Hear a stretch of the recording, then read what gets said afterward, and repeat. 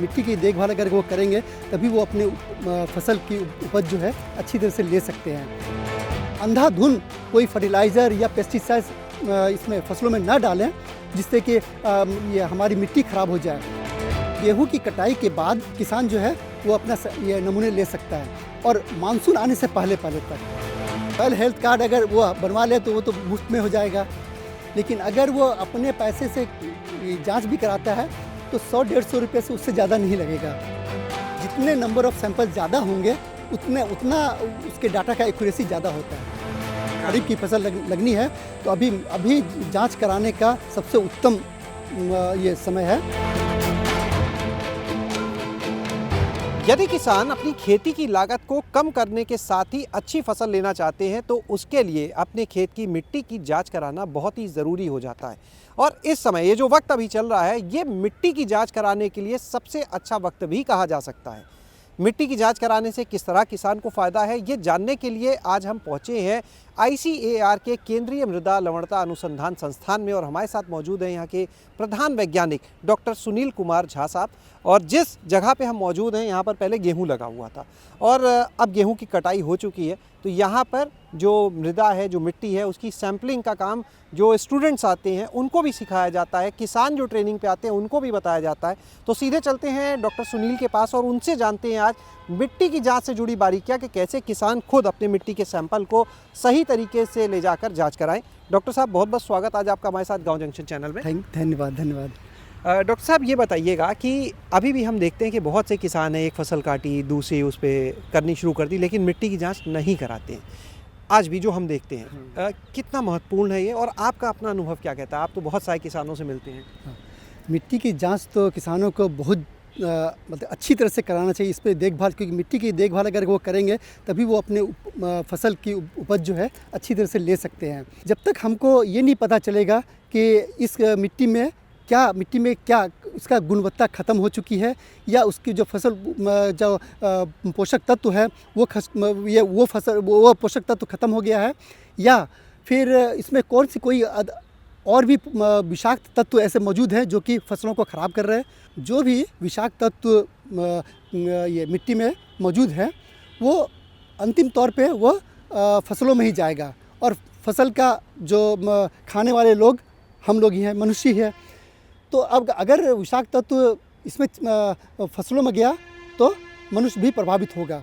इसलिए न केवल खाली मनुष्य के स्वास्थ्य के देख रेख के लिए ही बल्कि फसलों के भी स्वास्थ्य के लिए देख रेख के लिए भी, और हम अंधाधुंध कोई फर्टिलाइज़र या पेस्टिसाइड्स इसमें फसलों में ना डालें जिससे कि ये हमारी मिट्टी ख़राब हो जाए। तो इसीलिए हमको ये मिट्टी के नमूने लेने बहुत ज़रूरी है और किसान को मैं यही सलाह दूंगा कि वो एक फसल के बाद दूसरी फसल जब ले रहे हैं उसके पहले एक बार मिट्टी की जांच करा लें ताकि उनको ये पता चल जाए कि उसमें कौन से तत्व की कमी हो गई है या कौन सा तत्व उसमें बढ़ गया है। कब से कब तक का समय सबसे अच्छा? देखिए जैसे अभी आपने बताया ना कि ये अभी गेहूं की कटाई हो चुकी है, तो गेहूं की कटाई के बाद 10 दिन के बाद से ही आप ये किसान जो है वो अपना ये नमूने ले सकता है और मानसून आने से पहले तक, क्योंकि एक बार अगर उसमें मानसून आ गया और बारिश हो गई तो उसके बाद उसके जो भी तत्व हैं वो सब घुल के बर्बाद हो जाएंगे, तो हम सही मायने में हम उसका नमूना नहीं ले पाएंगे। तो इसलिए जून जब तक मानसून नहीं आता है तो कह लीजिए कि जून ये सेकेंड वीक तक में हम कह सकते हैं कि सेकेंड वीक तक हम ले सकते हैं। सर हम देख रहे हैं यहाँ पे पीछे कुछ सैंपल कलेक्शन का काम भी चल रहा है अभी और दो तरीके से हम देख रहे हैं, एक तरफ खुरपी हाथ में है, एक तरफ कुछ और उपकरण से औजार से किया जा रहा है, इसके बारे में बताएंगे? ये दोनों तरीके जो हैं वो मिट्टी के नमूने लेने के तरीके हैं। एक तरीका तो है कि किसान के लिए, जिस किसान के पास ऑगर नहीं है, जैसे एक जगह देख रहे होंगे कि लोग जो हमारे स्टूडेंट जो हैं और हमारे टेक्निकल ऑफिसर भी हैं, तो ये लोग नमूने लेके दिखा रहे हैं, उनको सिखा भी रहे हैं। तो ये एक जगह है, खुरपी से ही वी आकार में मिट्टी के नमूने लिए जाते हैं, क्योंकि अगर वी आकार में नहीं लेंगे तो फिर वो सही नमूना नहीं कहलाया जाएगा। वी आकार में हम गड्ढा करते हैं, अगर मान लीजिए 0 से 15 सेंटीमीटर तक की हमको नमूने लेने हैं तो वी आकार में ही उसको काटेंगे और उस मिट्टी को हम ये पॉलीथीन बैग में या ये कपड़े की थैली में हम रख लेंगे। और कपड़े की थैली में जिसमें या पॉलीथीन बैग में हम जो रखेंगे उसमें हम एक टैग डाल देंगे, एक या फिर एक टैग नहीं है तो एक कागज़ में लिख के डाल देंगे। किसान अपना नाम लिख देगा, कौन से ग्राम से है, कौन से उसका ब्लॉक है, तहसील है, कौन सा डिस्ट्रिक्ट है, और अपना नाम और डेट, कौन से तिथि को ये कराया गया है। और इसके अलावा कि इस जहाँ से ये सैम्पलिंग हुआ था वहाँ पे कौन सी क्रॉप पहले लगी हुई थी और उसके आसपास क्या कोई क्रॉप था या बंजर ज़मीन था, वो उसकी भी जानकारी उसमें लिख दे। और दूसरी जगह आप जो देख रहे हैं कि ये अगर से सैम्पलिंग हो रहा है, तो अगर से सैम्पलिंग में विधि में एक बढ़िया चीज़ ये है जो फ़ायदेमंद है कि हम इससे नीचे गहराई तक का 60 सेंटीमीटर तक का या 100 सेंटीमीटर तक का भी हम उसमें सैम्पलिंग कर सकते हैं। एक चीज़ हम और जानना चाहेंगे कि ये जो आपने अभी बताया वी शेप, तो वी शेप के पीछे की मुख्य वजह क्या होती है? मतलब ये क्योंकि टेक्निकल चीज़ है। हाँ, टेक्निकल चीज़ जैसे हम लोग हॉराइजन सैम्पलिंग करते हैं इसमें जब प्रोफाइल खोद के, तो उसमें हमको जो फ्रेशली कट सॉइल हम लेते हैं, सेम थिंग इसमें हमने वीक आकार का बनाया और फिर वो मिट्टी हटा दिया। आपने देखा वहाँ, देखिए वहाँ पे कि हम ये वी आकार का शेप बनाया और उसके बाद फिर जो फ्रेशली कट जो होता है उस स्लाइस को लेते हैं ताकि हमको रियल जो बोलते हैं ना कि रियल सैम्पलिंग कर सके, उसको रिप्रेजेंटेटिव सैम्पलिंग जिसको बोलते हैं वो हो सके। यदि किसान खुद अपने खेत से मिट्टी निकाले और ले सैंपल सकता है। ले जाए, अगर जिसके किसी पास का इंतजार नहीं करना। नहीं करे, बस जो विधि बताया है उसी विधि से किसान अपने खेत के नमूने ले सकता है। और अगर किसान के पास मान लीजिए उस समय उसके पास खुरपी भी नहीं है, फावड़ा है, तो फावड़ा से भी कर सकते हैं वी आकार में खोद के। ये बताएं सर कि इसके बाद सैंपलिंग जब मिट्टी ले ली तो कहाँ कहाँ जा सकते हैं किसान? क्योंकि आपको जो लोग सुनने देश भर के किसान हैं, विदेश में भी वैसे लोग आपको इस समय देख सुन रहे होंगे, तो ये बताएं बहरहाल कि किसान जो है, हम यहाँ की अगर बात करें, कहाँ कहाँ वो जा सकते हैं? जैसे देखिए, किसानों के लिए सबसे बढ़िया जो है और इजीली अवेलेबल जो है वो है कृषि विज्ञान केंद्र।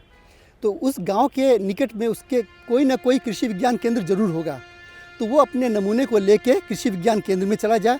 और इनकेस अगर उस नज़दीक में जैसे ये लखनऊ के आसपास कोई अगर किसान अपने ज़मीन का मिट्टी ले रहा था तो वो हमारे लेबोरेटरी में भी ला सकता है, या फिर उत्तर प्रदेश सरकार के जो कृषि ये डिपार्टमेंट के जो ये प्रयोगशाला हैं वहाँ भी टेस्ट करा सकता है। मिट्टी की जांच करा के खेती की लागत कैसे कम होगी? हाँ, अब देखिए, अगर हमें मान लीजिए एक रिकमेंडेड डोज है 120 kg पर हेक्टेयर नाइट्रोजन का डोज, अगर तो 120 kg के जगह पे हम डाल रहे हैं 180 या 200 kg पर हेक्टेयर डाल रहे हैं, तो वो नाइट्रोजन वो ज़मीन में ही रहेगा या फिर वो नाइट्रोजन वो बर्बाद हो जाएगा, कुछ पानी के साथ रिसाव में चला जाएगा और कुछ इवोपरेट होके वेस्ट हो जाएगा। तो वो वेस्टेज तो कम हम मिनिमाइज़ कर सकते हैं, लेकिन क्या पता हमने किसान तो हर साल हर फसल में वो नाइट्रोजन की डोज डाल रहा है, लेकिन वो नाइट्रोजन की डोज असली में कितना चाहिए ये तो उसको पता पहले करना पड़ेगा ना। अगर नाइट्रोजन का डोज वो सही जानकारी डालेगी कि हमको 120 भी नहीं चाहिए, 120 kg नहीं चाहिए, ये तो हमको ये 60 या 80 kg में ही काम बन जाएगा, तो वो बाकी तो मतलब 40 kg तो बचा रहा है ना, ये पैसा भी बच रहा है, पैसा ही बच रहा है उसका। कितना खर्च आता होगा किसान का अगर वो मिट्टी की जांच कराने कहीं चला जाए तो? जो सॉयल हेल्थ कार्ड भी उसके बाद बनता है। देखिए, सॉयल हेल्थ कार्ड अगर वो बनवा ले तो वो तो मुफ्त में हो जाएगा, लेकिन अगर वो अपने पैसे से जांच भी कराता है तो 100-150 रुपये से उससे ज़्यादा नहीं लगेगा। एक भी बहुत कम है। और इनको एक तरह से सब्सिडाइज रेट पे किसानों को तो हम लोग ये फ्री में भी करते हैं।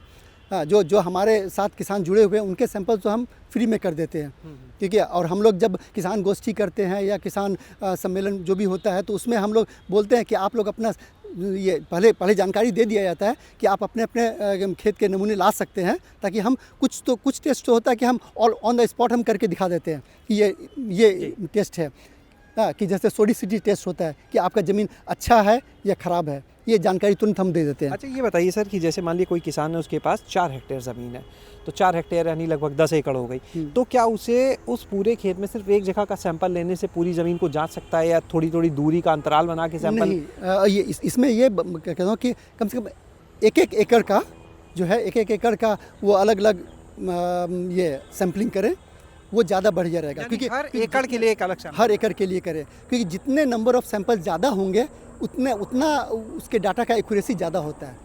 हम लोग अपने रिसर्च में भी यही करते हैं कि नंबर ऑफ सैंपल्स हम लोग ज़्यादा रखते हैं। कोई और ऐसी बारीकी इससे जुड़ी हुई, मिट्टी की जांच से जुड़ी हुई, जो आप बताना चाहें किसान के पार्ट पे, कि जब किसान को मिट्टी लानी है और किस बात का ध्यान रखना है? जैसे आपने बताया वी शेप में लेना है, उसके बाद गहराई कितनी रखना उचित रहता है सबसे? देखिए, मिट्टी का जो नमूना होता है ना, वो 0 से 15 कम से कम वो रखे, सेंटीमीटर। हाँ, 0 से 15 सेंटीमीटर तक का रखे, क्योंकि अगर वो धान गेहूँ ये सब ये फसल ले रहा है, अगर वो कोई हॉर्टिकल्चर क्रॉप लगा रहा है, कोई फलदार पेड़ लगा रहा है, उसके लिए उसको नीचे डेप्थ तक जाना पड़ेगा, उसके लिए ये बर्मा का इस्तेमाल करना पड़ेगा, ऑगर का इस्तेमाल करना पड़ेगा। तो अब तो आने वाले दिनों में धान भी लगना शुरू हो जाएगा, तो यानी जिनको धान लगाना है वो भी अब तत्काल इस पे ध्यान दें, तत्काल ध्यान देना या चाहिए, जो भी क्योंकि अन्य अभी फसलें भी लगानी खरीफ की फसल लगनी है, तो अभी जांच कराने का सबसे उत्तम ये समय है, और अभी जांच करा लेंगे तो फिर, और उनको जांच का रिपोर्ट भी आ जाएगा, और जब जांच का रिपोर्ट आ जाएगा तो फिर वो अब जान पाएंगे कि उनके मिट्टी में किस चीज़ की कमी है या किस चीज़ की अधिकता हो चुकी है, जिसको हम उसको मिनिमाइज़ कर सकते हैं। बहुत बहुत शुक्रिया सर ये महत्वपूर्ण जानकारी देने के लिए।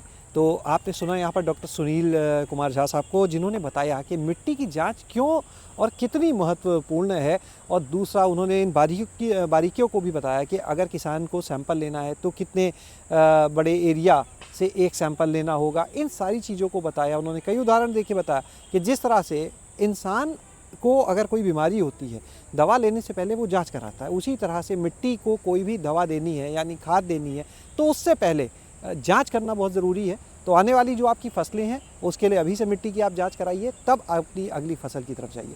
शैलेश अरोरा, गाँव जंक्शन। गाँव जंक्शन को सभी सोशल मीडिया प्लेटफॉर्म्स पर फॉलो करें।